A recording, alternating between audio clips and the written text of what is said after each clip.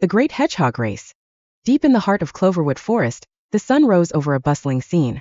Animals of all shapes and sizes were gathering in excitement, chattering and laughing as they made their way to the grand event of the year, the Great Hedgehog Race. This wasn't just any race, it was the ultimate test of speed, skill and rolling finesse, where hedgehogs curled into tight balls and raced down Mossy Hill, the steepest and most treacherous slope in the forest. At the center of the excitement was Spike, the reigning champion.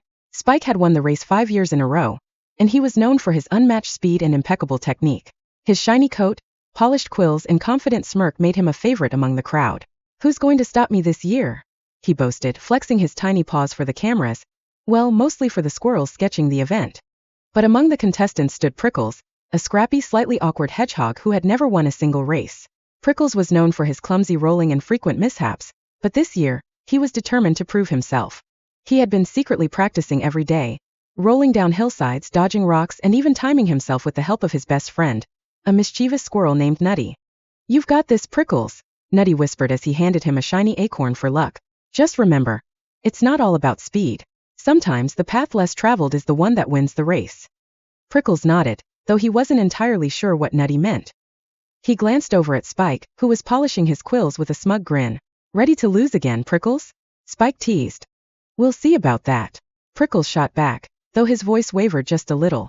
The other forest animals had gathered at the base of the hill, creating a lively atmosphere.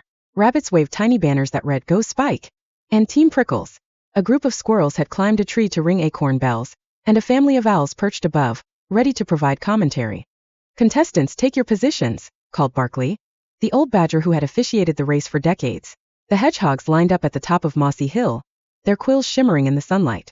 The slope below them was steep and dotted with rocks, mushrooms, and the occasional patch of slippery moss. "On your marks, get set, go!" With a cheer from the crowd, the hedgehogs launched themselves forward, curling into tight balls and rolling down the hill at incredible speed. Spike immediately took the lead, his years of experience evident as he swerved gracefully around obstacles.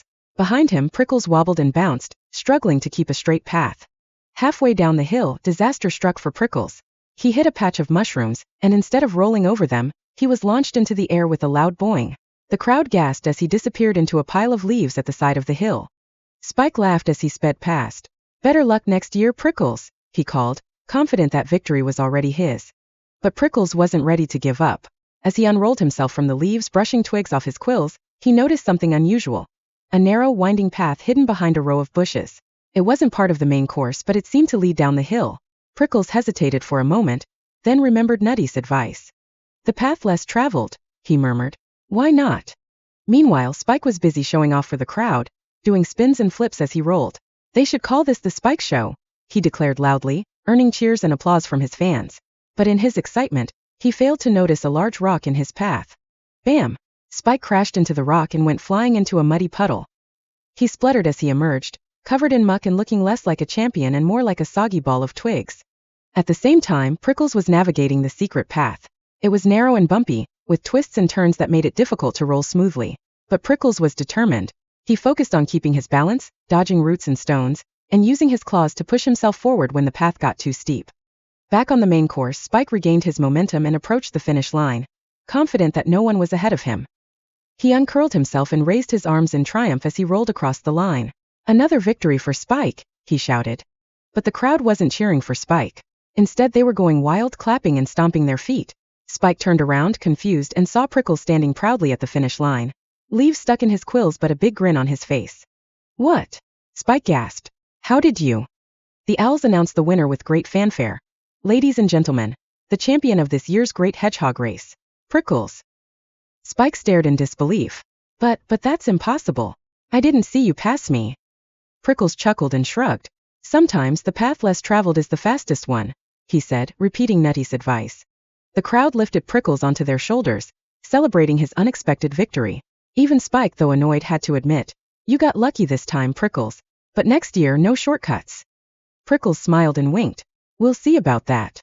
That night, the forest threw the biggest party Cloverwood had ever seen, complete with music, dancing, and a feast of berries and nuts. Prickles was the star of the evening, proving to everyone that determination, creativity, and a little luck could lead to greatness, even for the underdog or under hedgehog.